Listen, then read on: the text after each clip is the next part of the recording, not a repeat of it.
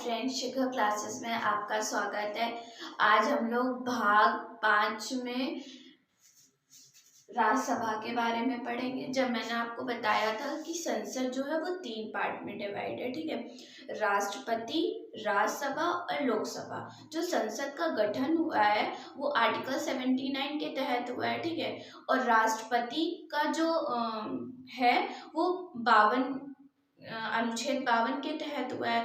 जो राज्यसभा का गठन हुआ है वो आर्टिकल 80 के आधार पे हुआ है कि आर्टिकल 80 ये कहता है कि राज्यसभा का गठन आर्टिकल 80 के तहत होगा, ठीक है। तो आज हम लोग का टॉपिक भी यही है, राज्यसभा। आज हम लोग राज्यसभा के बारे में पढ़ेंगे। तो राज्यसभा को हम उच्च सदन भी कहते हैं, ठीक है। और लोकसभा को हम निम्न सदन कहते हैं और राज्यसभा को हम लोग उच्च सदन कहते हैं। तो राज्यसभा में जो अधिकतम संख्या होती है वो 250 होती है, ठीक है। और वर्तमान संख्या है 245, ठीक। और जो उसमें मनोनीत सदस्य होते हैं वो 12 होते हैं। और जबकि लोकसभा में जो मनोनीत सदस्य होते हैं वो 2 होते हैं। राज्यसभा में कितने होते हैं? तो 12 होते हैं, ठीक है।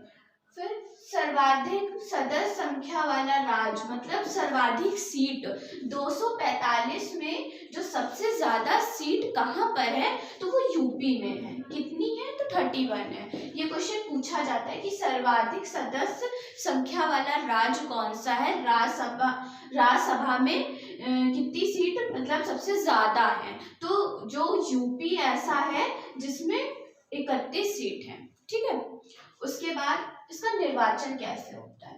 इसका निर्वाचन जैसे राष्ट्रपति का मैंने बताया था होता है अनुपातिक पद्धति द्वारा और एकल संक्रमणी द्वारा होता है, वैसे राज्यसभा का भी निर्वाचन होता है, ठीक है।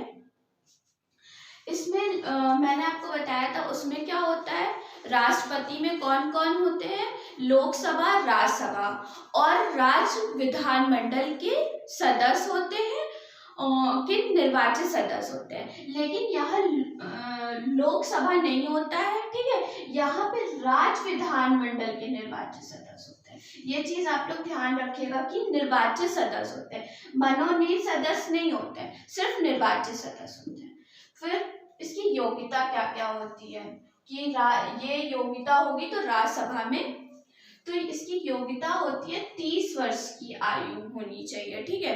और भारत का नागरिक होना चाहिए, पागल और दिवालिया नहीं होना चाहिए और किसी लाभ के पद पे नहीं होना चाहिए, ठीक है। ये इसकी योग्यता होती है। ये आर्टिकल 84 ये कहता है कि इसमें 30 वर्ष की आयु मतलब जो योग्यता का जो निर्धारण किया गया है वो आर्टिकल 84 के अनुसार किया गया है कि ये योग्यता होगी तो वो राज्यसभा का सदस्य बन सकता है, ठीक। तो क्या क्या योग्यता होनी चाहिए? 30 वर्ष की आयु होनी चाहिए, भारत का नागरिक होना चाहिए, किसी लाभ के पद पे नहीं होना चाहिए और दिवालिया और पागल नहीं होना चाहिए, ठीक है। इसका कार्यकाल कितना होता है? जो कार्यकाल होता है वो आर्टिकल 83 कहता है कि 6 वर्ष होना चाहिए, ठीक है। इसका जो राज्यसभा का कार्यकाल है वो 6 वर्ष होना।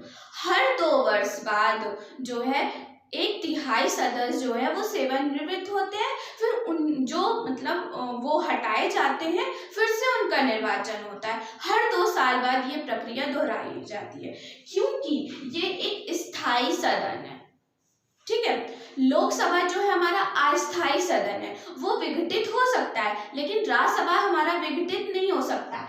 इसीलिए हर 6 वर्ष की कार्यकाल में हर 1/3 सदस्य जो है वो सेवानिवृत्त होते हैं, उसके बाद उनका निर्वाचन किया जाता है, ठीक है, क्योंकि ये स्थायी सदन है। फिर उसके बाद जो राज्यसभा के 2 पदाधिकारी होते हैं, एक होता है सभापति और एक उपसभापति, ठीक है। जो सभापति होता है वो हमारा उपराष्ट्रपति ही होता है, ठीक है। जो सभापति होता है वो उपराष्ट्रपति होता है, इसीलिए उपराष्ट्रपति को बोला गया है कि राज्यसभा का पदेन सभापति कौन होता है? तो उपराष्ट्रपति होता है, ठीक है।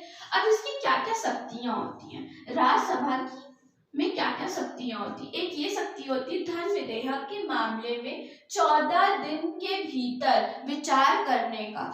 जब धन विधेयक, ये आर्टिकल 110 में धन विधेयक के बारे में आर्टिकल 110 में है, ठीक है। जब धन विधेयक के मामले में जब लोकसभा राज्यसभा को भेजती है तो ठीक है, तो 14 दिन के भीतर राज्यसभा को लोकसभा में अपनी विचार देना पड़ता है, 14 दिन के भीतर ही, ठीक है। एक ये शक्ति प्राप्त है। फिर दूसरा क्या कहता है कि संविधान संशोधन के संदर्भ में लोकसभा के बराबर है।